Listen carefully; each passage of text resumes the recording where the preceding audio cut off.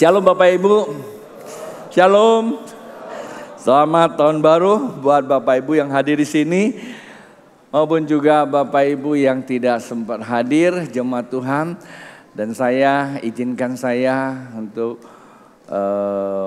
mengucapkan selamat tahun baru tentunya, karena hari ini adalah tahun baru bagi bapak-bapak saya, khususnya Pak Wimogi, Pak Yulus Isa, Pak Pohalim, Pak Marsudi. Bapak-bapak yang suka mengikuti, terkadang ya mengikuti online service, dan juga Ketua Sinode yaitu Pak Rubin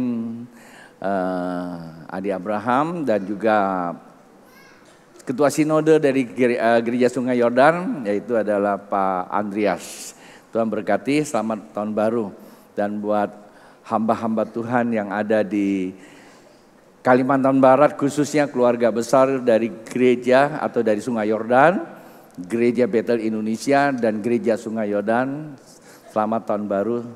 Dan juga teman-teman hamba-hamba Tuhan yang ada di, saya tidak sebutkan kota-kota mana saja, tapi seluruh keluarga besar Sungai Yordan.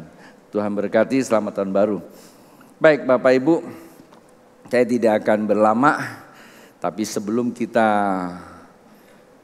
sama-sama merenungkan firman Tuhan yang akan menghantar kita masuk untuk membekali, ya. Kalau istilah kami itu equipping, pembekalan untuk memasuki tahun yang baru. Lagu tadi bagus itu, ya. Kita harus menjadi terang.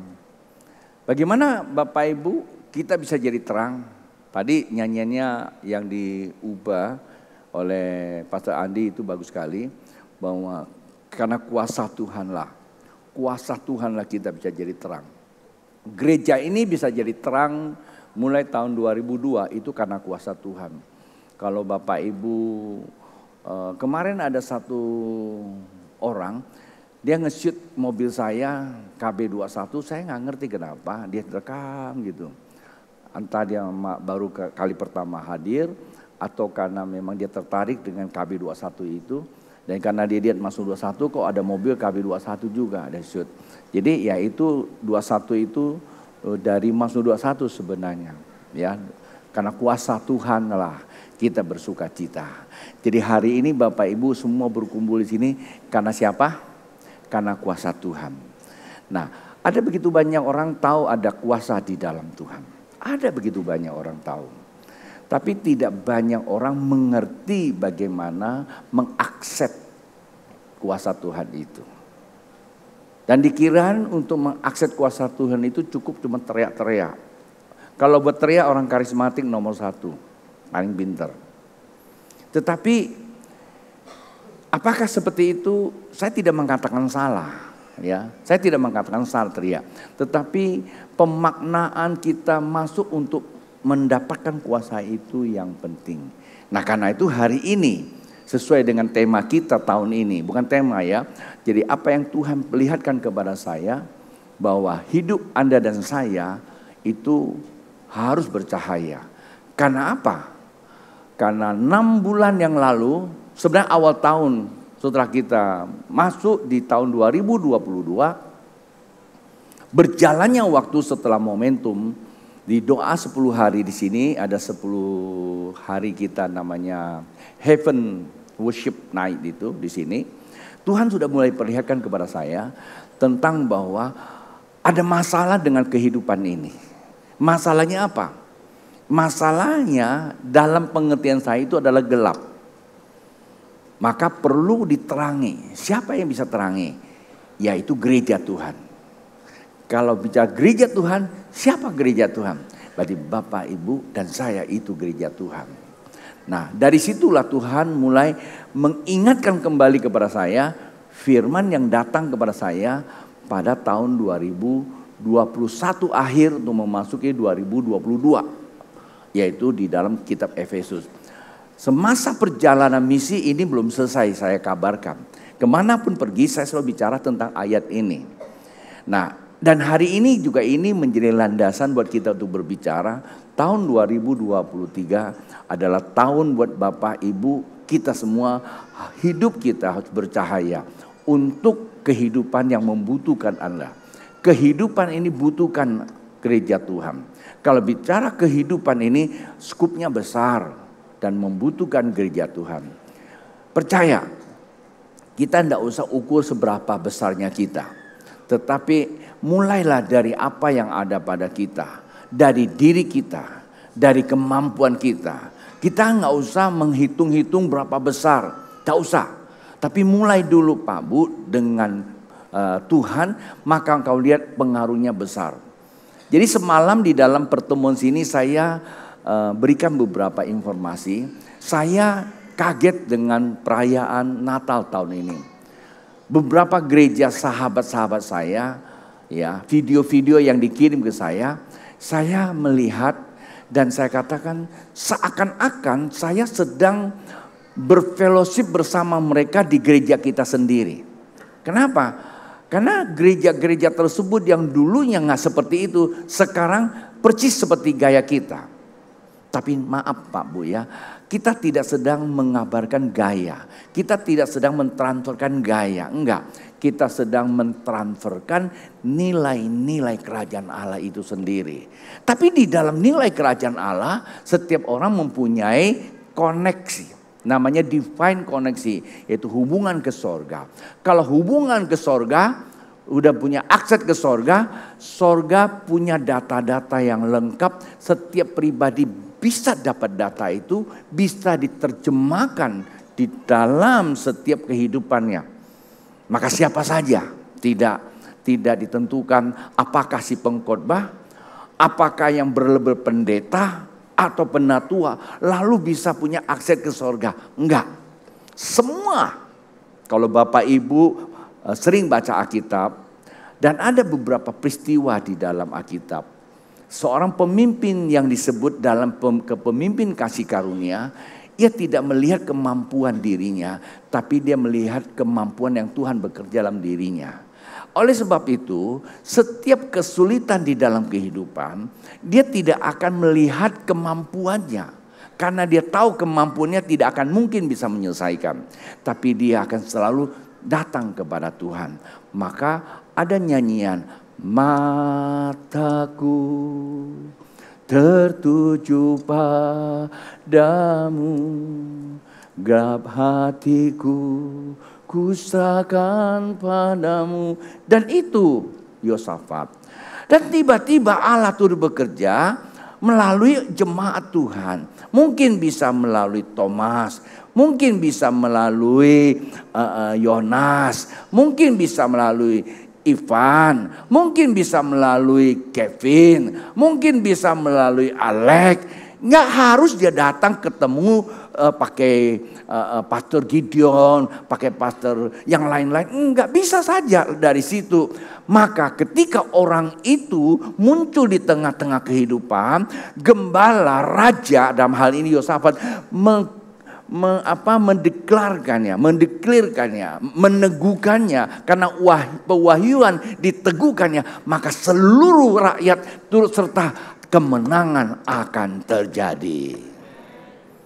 Bukan lagi saatnya kita sekarang, lu kan bukan jenderal, lu kan cuma hanya prajurit biasa, bahkan lu kan cuma anggota biasa. Gua jenderal, gua panglima, gua punya anggota, gua punya pasukan. Diam lu sana, gua yang memimpin. Pak Bu, nggak ada lagi model begitu sekarang. Di dalam masa sekarang yang dibutuhkan adalah semua harus connect ke atas. Amin. Itu sebagai kata pembukaan. Nah, karena itu saya jemput Bapak Ibu bangkit berdiri. Kita mau laksanakan perjamuan kudus dulu. di atas bukit Golgota. Di sanalah aku melihat Yesus Tuhan disalibkan. Kan tadi aku gak suruh turun. Kalian semua udah turun duluan. Gak apa-apa. Di atas bukit Golgota, di sanalah aku melihat Yesus Tuhan disalibkan.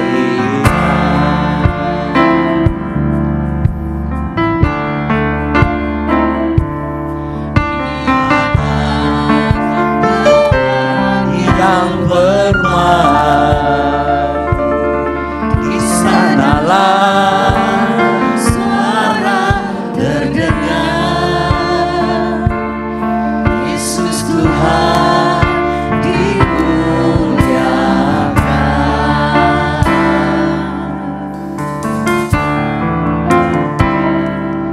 Yesus ya Tuhan, Anak Domba Allah, sujud menyembah bagimu Tuhan.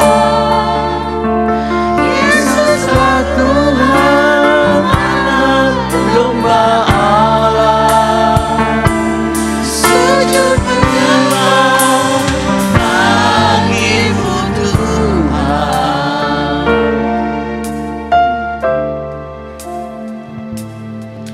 Di atas bukit Golgota, di sanalah aku melihat Yesus Tuhan disalibkan.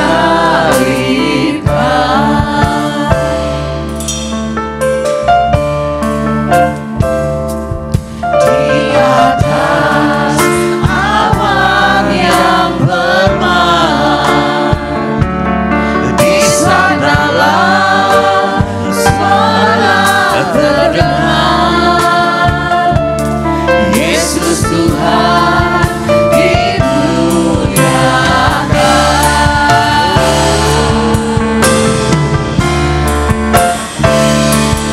Yesus Tuhan, Anak Domba Allah, sujud menyembah bagimu Tuhan. Yesus Tuhan, Anak Domba Allah, sujud menyembah bagimu Tuhan. Yesus Tuhan, Anak Domba Allah, sujud menyembah bagimu Tuhan. Yesus Tuhan, Anak Domba Allah, sujud menyembah bagimu Tuhan.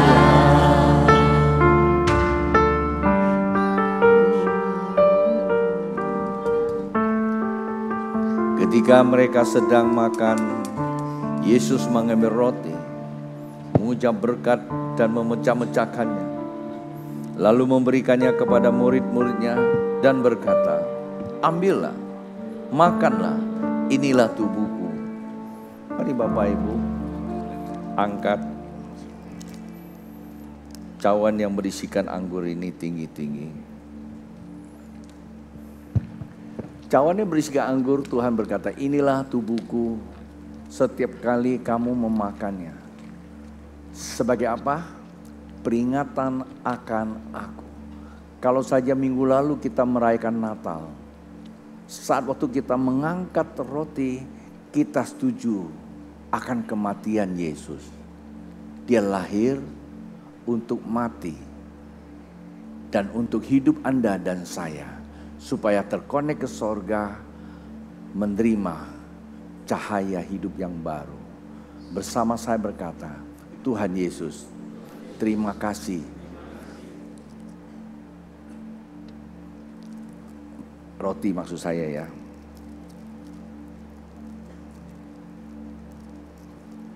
Tadi saya cari rotinya susah, nempel di dalam. Jadi angkat lagi. Tuhan Yesus, terima kasih untuk tubuhmu yang Engkau serahkan bagi kami. Dan hari ini, tak kala kami makan, kami telah dipersekutukan di dalam tubuhmu. Karena Engkau hidup di dalam kami, sehingga kami hidup. Bukan lagi kami yang hidup, melainkan Kristus yang hidup di dalam kami. Yang kami hidupi dalam daging, hidup oleh iman kepada Yesus Kristus Tuhan. Di dalam nama-Mu yang mulia, kami terima roti ini. Mari kita makan bersama.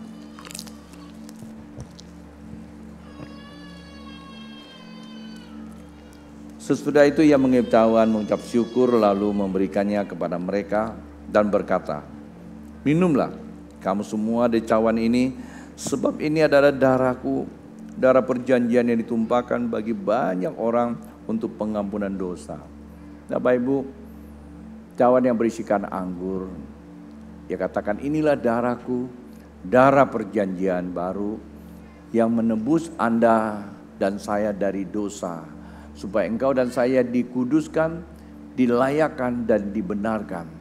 Bersama saya berkata, Tuhan Yesus, terima kasih buat darah-Mu yang menyucikan aku, menjadikan aku ciptaan yang baru untuk memasuki hidup yang baru bersama dengan Engkau.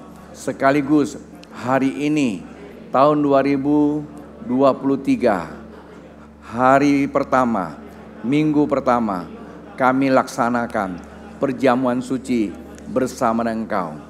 Manakala darah-Mu ada di dalam kami, maka segala kutuk, segala kesialan, segala kemiskinan, segala sakit penyakit, segala dosa, segala keburukan, segala kelemahan, segala apapun yang tidak berguna bagi saya telah dilepaskan. Dan aku telah hidup yang baru, sehat, kuat, sukses, umur panjang, dan bahagia. Mari kita minum bersama. Dari hati yang dalam Bapak Ibu, katakan syukur kepada Dia Tuhan. Oh haleluya, haleluya, oh haleluya, haleluya, haleluya, haleluya, haleluya, haleluya, haleluya, haleluya, haleluya, haleluya, haleluya, haleluya, haleluya.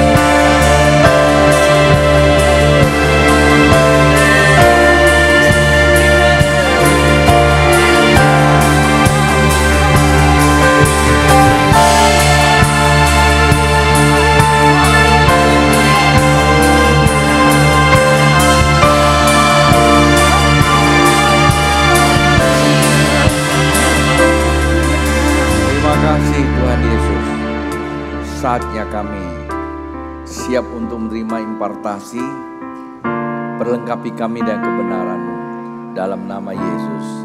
Amin. Terima kasih untuk present worship, boleh duduk kembali. Ya beberapa menit lagi Anda akan naik ke atas lagi bersama. Terima kasih juga jemaat Tuhan. Dari tema besar, kalau saya gunakan tema kayaknya memang tidak terlalu pas, tapi ya itulah biasanya kita punya topik tahun ini, yang melandasi kehidupan kita adalah hidup percaya bagi kehidupan. Subtema untuk minggu ini yang saya mesti sampaikan pengurapan pertama dengan pengurapan yang kedua pada minggu besok. Di besok 3 kali ibadah, 4 kali ibadah. Artinya minggu depan ada 4 kali ibadah. Saya akan hadir di setiap ibadah, ya, 1, 2, dan 4. 3 enggak, karena 3 gabung masih ya. Minggu depan. Jadi kalau ada keluarganya yang masih di luar kota, ya pagi jam 8. Kenapa hari ini enggak ada pagi jam 8? Karena semalam sampai jam 1. Saya jam 1 udah sampai di rumah. Tidurnya jam 2. Jam 5 bangun, jam 6 saya naik sepeda lagi. Saya bisa ke sini. Tapi ada yang jam 2 belum sampai di rumah loh. Karena macet kan. Nah, jadi bagus juga panitia jam 8 digabung ke jam 10 supaya agak lebih segar sedikit ya. Saya juga tetap segar, sehat karena Bapak Ibu berdoa buat saya. Setelah itu saya akan berkhotbah di ibadah awal tahun Gereja Betel Indonesia di pusatnya yang dipimpin oleh Pendeta Rubin Adi ya. Jadi doakan juga buat saya. Biasanya saya awal tahun khotbahnya tuh ke keluarga di pedalaman, tapi tahun ini kita keluar. Kelihatannya Tuhan sedang membuka kita channel yang di luar. Berkat dari luar akan masuk ke sini. Nggak ada amin, nggak apa-apa. Oke, coba dibuka teks saya. Pelan-pelan saya akan sampaikan ya. Saya hanya mau bacakan teks saya. Topik ini adalah tangkap apinya. Catch the fire. Bilang tangkap apinya. Api apa? Api sorga. Bagaimana kita tangkap apinya? Dan teks yang kita akan baca di sini, Efesus pasal yang kelima, ayat yang ke-14. Itulah sebabnya dikatakan, bangunlah hai kamu yang tidur dan bangkitlah dari antara orang mati. Dan, nah coba dibuka. Kristus akan bercahaya atas kamu. Sama-sama 2, 3. Kristus akan bercahaya atas kamu. Coba dia kiri kananmu. Bilangin sama dia. Dengar loh. Kristus akan bercahaya atas kamu loh. Satu hari ada seorang wartawan. Wartawan aja sih. Biasa-biasa aja. Tapi entah gimana, yang jelas pasti ada namanya apa? Akses. Akses kemana? Akses ke orang nomor 1 di Indonesia. Lalu tiba-tiba namanya dipilih, masih muda. Dan jadi menteri. Dan begitu jadi menteri, mobilnya sudah beda. Platnya belakangnya nggak ada lagi label-labelnya. Ya, Indonesia berapa begitu ya. Dan jalan kemana-mana ada ngweng. Itu tanda apa? Sudah bercahaya. Itu baru jadi menteri. Ya, itu baru jadi menteri. Bagaimana dengan namanya imamat rajani? Imam dan raja. Kenapa ada kata imam? Imam hubungan dengan sorga, raja berhubungan dengan bumi. Dan kalau saja menteri ada weng-weng-wengnya, bagaimana yang namanya imam dengan namanya raja? Bukan lagi weng-wengnya, ada malaikat lebih dari yang weng-weng-weng itu. Siapa dia orangnya? Tepuk kiri kan, kamu orangnya. Menurut mereka yang jadi menteri, saya belum pernah jadi menteri. Menurut mereka, ya, yang pernah jadi menteri, pada saat waktu dia jadi menteri, bagaimana rasanya? Satu sisi rasa bahagianya luar biasa, di sisi lain bingungnya luar biasa. Kenapa? Begitu tunjuk bingung juga mau kerja apa gitu loh. Ya loh, ya kalau Anda tiba-tiba diminta jadi menteri gimana? Pasti bingung juga mau kerja apa, ya. Walaupun Anda punya pendidikan, karena perlu diproses lagi. Dan sama.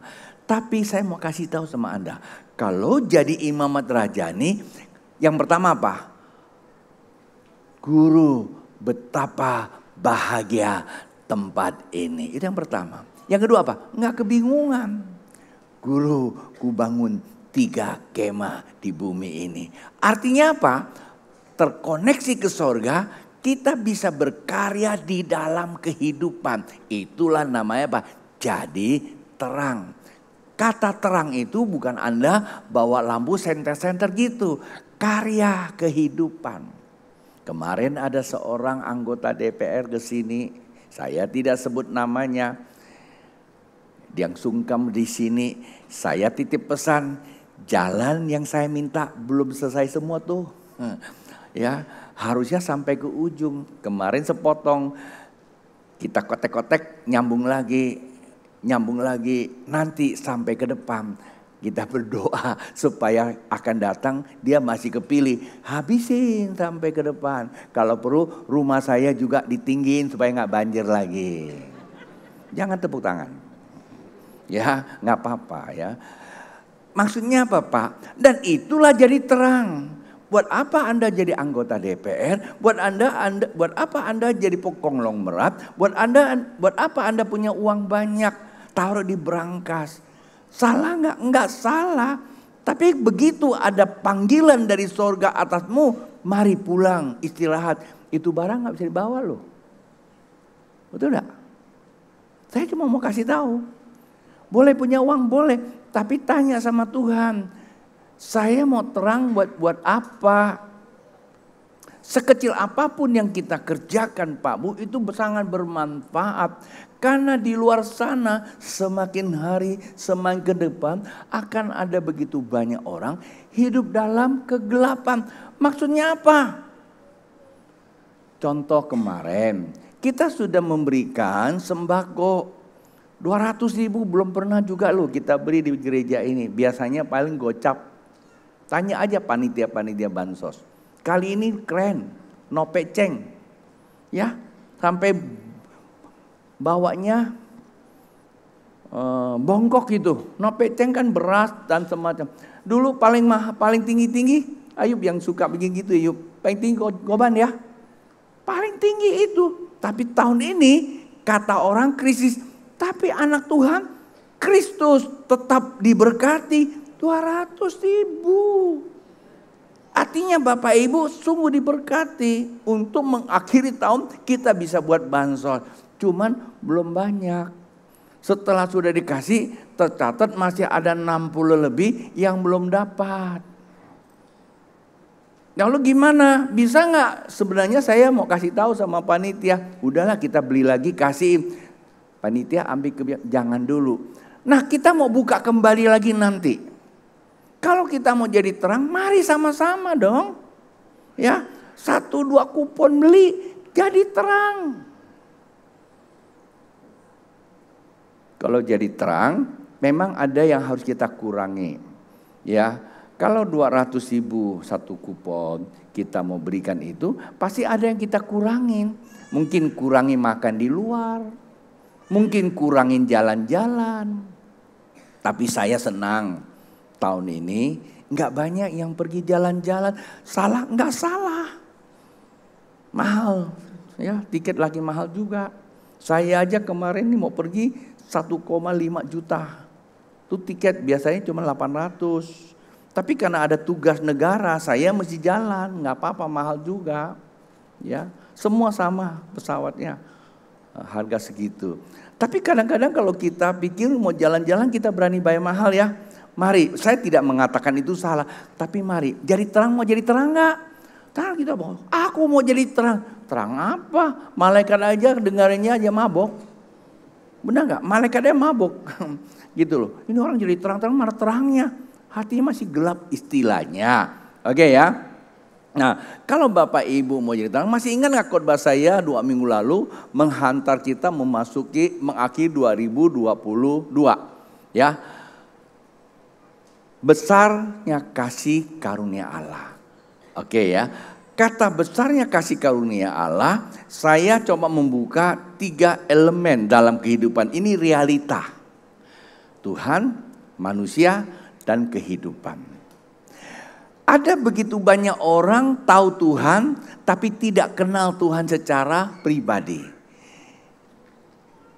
Apalagi kalau nggak tahu Tuhan secara benar. Maka pada waktu itu Anda buka kembali YouTube-nya 2 minggu yang lalu. Besarnya kasih God. Siapa Tuhan itu?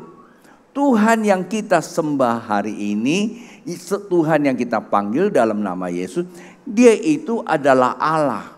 Karena dia sendiri yang berkata bahwa seluruh kitab suci dari Kejadian sampai Wahyu itu menulis tentang dia. Siapa? Yesus.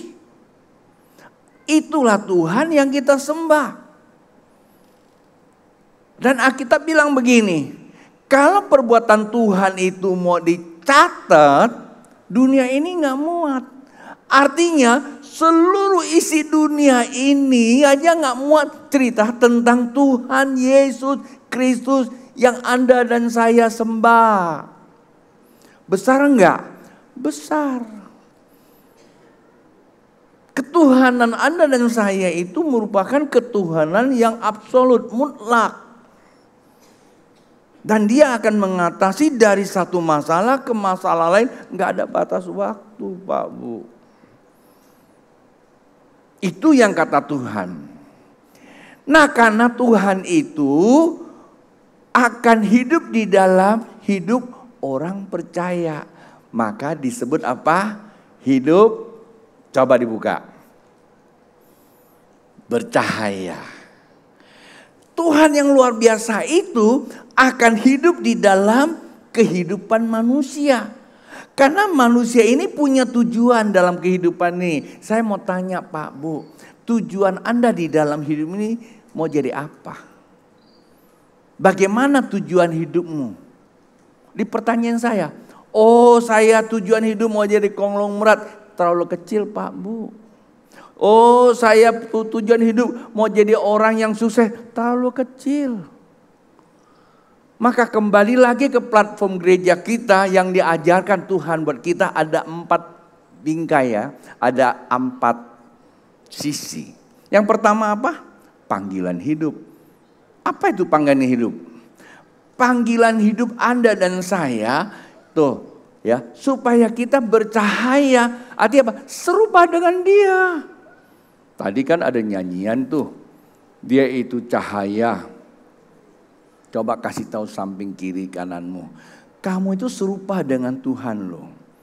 Tuhan itu bercahaya. Maka kamu harus bercahaya. Itu kan, itu panggilan. Jadi manusia itu karena Tuhan, bukan karena kita mau. Ya. Tujuannya apa? Nah, tujuannya di dalam kehidupan ini menghadirkan apa? Kerajaan Allah. Kebenaran, damai sejahtera, sukacita.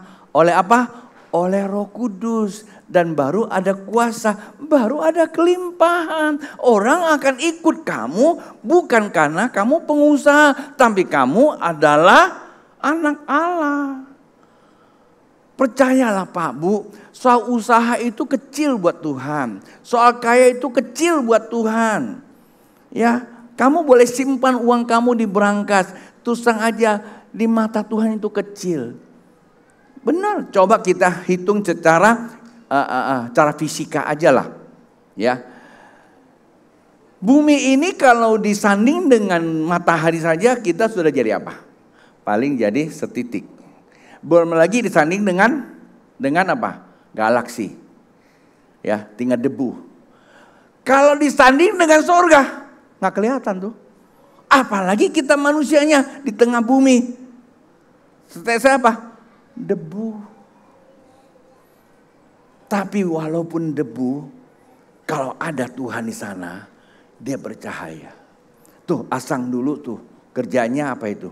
Yang di pasir tanah-tanah itu. Ya, tanahnya lumpur, keabu-abuan, nggak tahu berkarung-karung itu. Ya. Nah, saya bilang ini diapain? Nanti diambil silikonnya ya. Silikon ya? Silikon atau silikon? Silikon. Terus saya iseng juga, saya ambil satu gepok bawa pulang. Taruh. Bilang apa? Tanah saya bilang. Saya taruh di tempat gelap. Terus saya senter. Langsung tuh. Kedip-kedip. Nah itu menggambarkan kita. Walaupun kecil, kalau kena cahaya terang. Untuk apa? Menerangi kehidupan. Maksudnya apa? apapun kondisi kita, kalau Tuhan sudah berkuasa atas kamu, hei, senyum kamu aja berharga loh. Tukul. Ya, cuma senyum-senyum. Kita kembali ke laptop, sekali undang sacap gotiau. Tepuk kiri kanan. Wajah kamu lebih ganteng daripada tukul. Tapi kadang-kadang senyum kamu bukan sacap gotiau, keluar cap gotiau. Babe ada-ada aja katanya. Nah, bagaimana supaya kita bisa bercahaya?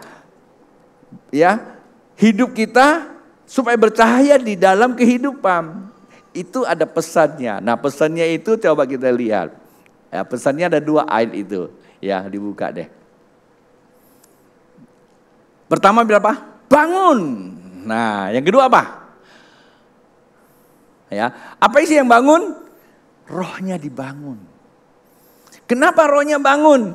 Karena ada masanya di sini nih. Coba dibuka.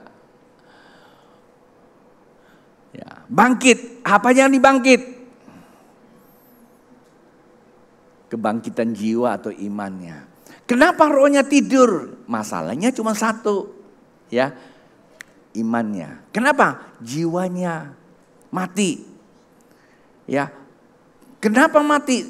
Takut sana, takut sini, terlalu banyak masalah jadi mati. Kalau Anda mau bercahaya, pertama yang harus dilakukan apa? Jiwanya mesti dibangkitkan. Tuhan datang menyelamatkan apa? Saya mau tanya. Halo?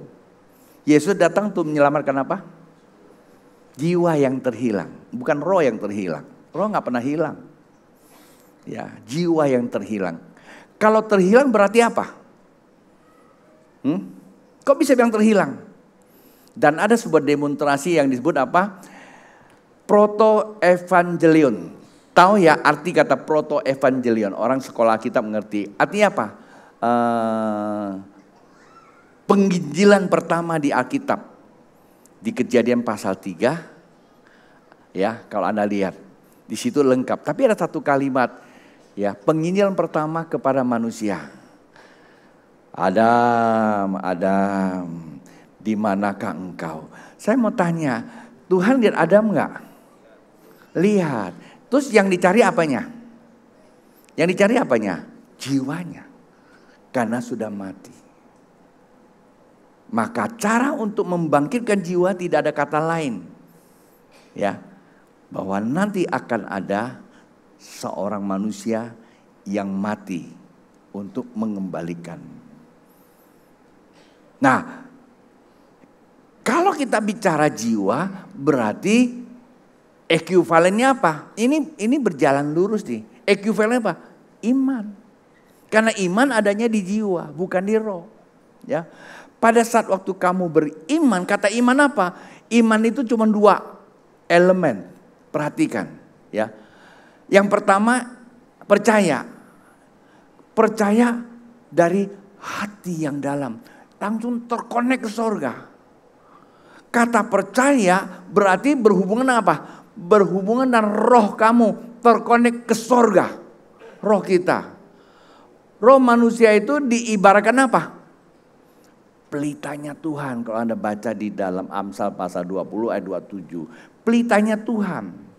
Pada saat waktu kamu percaya, maka roh kamu terkonek ke sorga, hati kamu terkonek ke sorga, maka hatimu, rohmu menyala, pelita Tuhan menyala. Itu kata iman.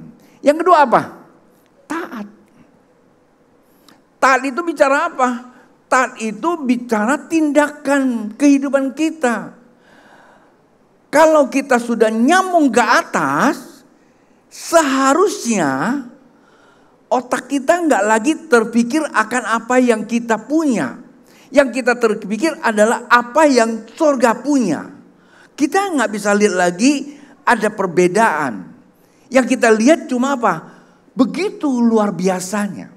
Kalau Anda tanya saya, berapa deposito kamu di bank? Gua nggak tahu. Memang kagak ada. Memang kagak ada.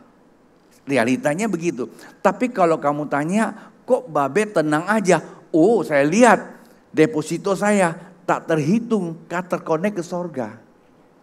Nyambung, seberapa besar di sorga. Istilahnya begini, kalau bapak saya punya bank ya, punya bank apa? BCA, Bank Sentral Allah ya maksud saya ya. Ya, bapak saya punya, berarti apa? Bapak saya kasih saya kartu. Tiap saat saya bisa tarik dari bank itu. Tapi saya punya rekeningnya nggak ada loh. Ya, saya punya saldo kagak ada. Saldo saya bukan ukuran saya punya, ukur yang ada di bank sana. Paham nggak? Dan ini bukan sebagai guyonan, tapi ini kebenaran. Itulah percaya terkonek di sorga. Kalau kita sudah terkonek di sorga, apa yang akan kita lakukan? Nggak ada lagi namanya apa? Keberatan. Apalagi yang namanya ketakutan.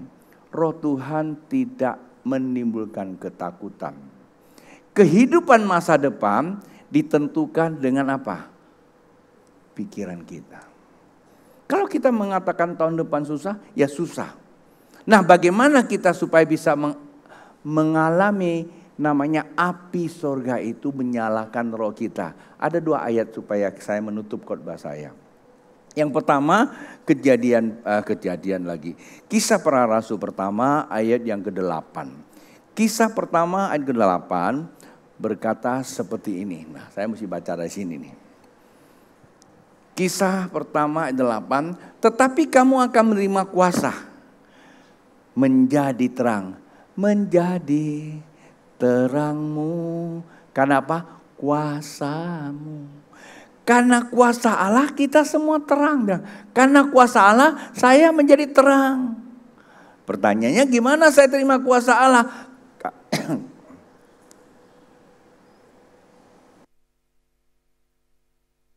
Bagaimana terima kuasa Allah? Kalau Roh Kudus turun ke atas kamu.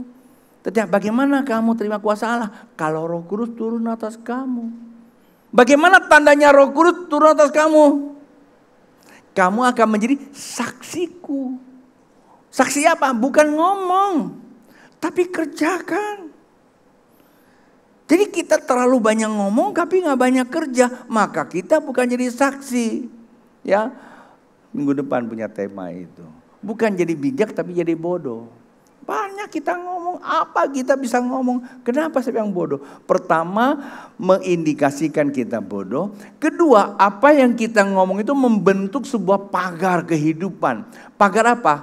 Kehidupan kita tertutup oleh perkataan kita yang buruk itu.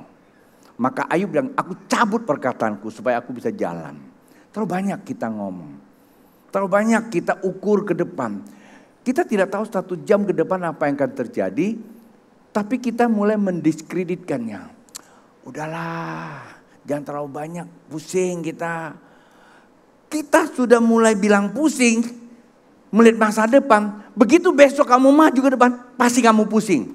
Kamu cek ke dokter, gak ketemu tuh pusingnya apa. Uang kamu habis karena yang bikin pusing siapa? Umpama nih ya, bro, kita mau bikin begini. Udah capek. Hati-hati. Suka tidak suka pasti kamu akan ke besok. Kamu akan maju. Pada saat kamu masuk ke besok, kamu ketemu dengan perkataan kamu capek yaitu. Capek aja pokoknya. Ya kamu beli ginseng, beli suplemen, minum banyak tapi nggak sehat-sehat juga. Capeknya kamu bukan ginseng tapi adanya di sini. Maka tidak ada kata lain Tuhan. Marilah kepadaku yang letih lesu dan yang berbeban berat. Yang terakhir ini. Bagaimana kita bisa tahu masa depan kita? Sementara 1 jam ke depan kita tidak tahu. Nah ini jawabannya. Tetapi apabila ia datang, siapa ia? Yaitu adalah Roh Kudus. Yaitu Roh kebenaran. Ia akan memimpin kamu ke dalam seluruh kebenaran. Sebab tidak akan berkata-kata dari dirinya sendiri, tetapi segala sesuatu didengarnya, itulah yang akan dikatakannya. Ia akan memberitakan kepadamu hal-hal yang akan datang. Bagai Raja Wali terbang tinggi. Orang gak bisa lihat masa depan. Yang orang lihat masa depan itu dengan ukuran masa lalu. Memang begitu realitanya, pengetahuan tidak bisa menghitung masa depan. Anda mau debat sama saya boleh. Siapa yang punya keahlian bicara masa depan? Tak ada. Karena kamu bukan datang dari masa depan, kamu dari masa lalu. Kok kamu bisa tahu masa depan? Kamu ukur masa lalu.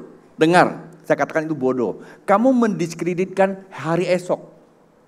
Mestinya Alkitab bilang masa lalu adalah urusan masa lalu. Kita harus percaya masa depan kita jauh lebih baik dari masa lalu kita. Maka hidup kita pasti akan lebih baik. Tapi ada begitu banyak orang nggak berani untuk berkata itu. Takut. Saya lihat ada begitu banyak orang yang saya layani. Sulit untuk dia bangkit, kenapa? Dia selalu ukur masa lalu dia yang sudah suram. Gak bisa. Yang seperti itu kadang-kadang saya mau pengen tinggalin aja. Tapi karena saya hamba Tuhan, kata tinggalin gak ada. Saya tetap terulur buat dia. Satu hari buat dia bangkit. Saya cuma katakan kalau kamu tidak berani bangkit, roh kamu terkonek ke sorga, maka hidup kamu di tengah dunia kehidupan ini standar biasa-biasa. Jadi pecundang. Anak Tuhan ada dua tingkatan. Jadi bintang di langit bercahaya atau jadi pasir diinjak-injak orang. Kristen juga loh. Anak Abraham ada dua. Tanya samping kiri kananmu. Kamu yang mana? Kamu mau yang mana? Mau jadi bintang atau jadi pasir? Kristen juga. Jadi pasir apa? Diinjak-injak. Maksudnya injak-injak apa? Terlalu diinjak dengan masalah. Disuruh apa?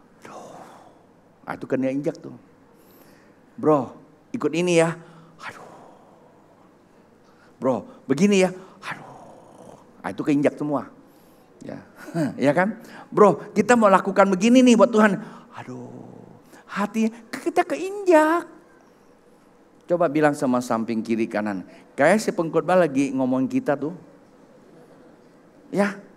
Terlalu banyak yang begitu kan? Itu Kristen pasir. Begitu kena badai langsung hancur. Bangun di pasir bisa bangun. Jadi apa? Jadi pondok-pondokan. Jadi rumah-rumahan. Jadi apa lagi? Jadi kue-kuean. Semua ada kata gantinya gitu. Jadi begitu kena badai apa? Selesai. Ya, bikin rumah-rumahan. Rumah benaran sama rumahan mana lebih baik? Itu ada nyanyian ya. Jadi katakan ya nyanyian gitu. Rumahan, pergi pantai bikin kena badai selesai. Mari hari ini kita bukan lagi menjadi mainan. Tapi kita jadi apa? Bintang bercahaya di sorga. Anak Tuhan yang bercahaya. Amin.